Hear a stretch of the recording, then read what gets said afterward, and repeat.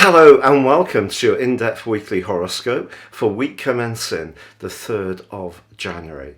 This is for the Sun or the Ascendant. As ever, I'm going to give you a broad overview of what to expect, but please stay with me. I will then dive deep into each of the 12 zodiac signs and share with you your Sun or your Ascendant. It's whatever you wish to watch. So this week begins with Neptune forging a really shimmering but beautiful angle to Venus. And by the end of the week, Venus comes into an exact conjunction with the Sun. Now that's brilliant if we're really wanting to think about something desirable or someone desirable that may be on our radar. With the January sales in full swing, it may be a monetary purchase we're considering.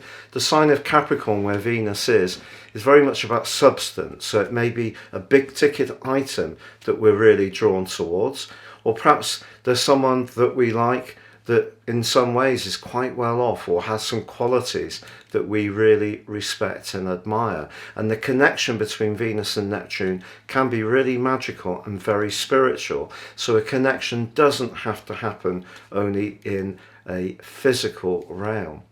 Also this week, Mars, the planet of passion, is caught up in a bit of a tussle with, ironically, Neptune from the middle of the week. So there may be somebody that we're drawn to, perhaps someone who's a little bit more buccaneering or different, and their self-confidence or energy could seem a little bit intimidating.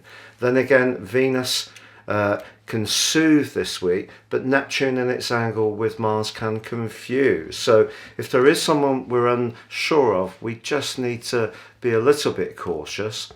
Now, of course, Mercury has moved into the sign of Aquarius, very much about friendship, very much about future planning, but it is in its pre-shadow period. So we need to micro-check all details to meet up and have fun. But it is true that Mars forges a very energizing link with the Sun. So if your focus is much more on your role in life, anything to do with entrepreneurship, being more go-getting, but in a material way, the Sun is really going to be supportive by the direct desire that Mars brings to the situation. Now, if you're new to my channel, I would be honoured if you would subscribe. Please click or tap on the bell notification symbol. And of course, with year 2022 upon us, if you want to ascend above this zodiac forecast and discover what your personal birth data is showing for this year, you can see my offer beneath this video. You can get a 12-month forecast from the time of order, your character analysis, and 30% off.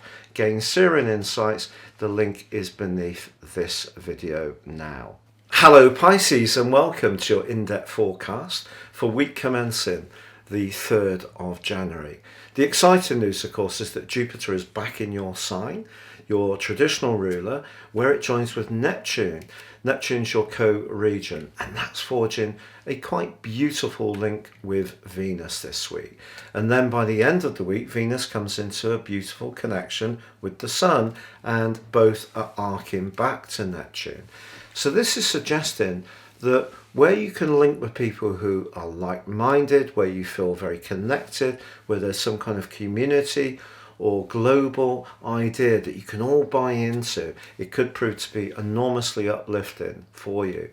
But Mercury has moved into your 12th house to join up with Saturn. Saturn is squaring with Uranus.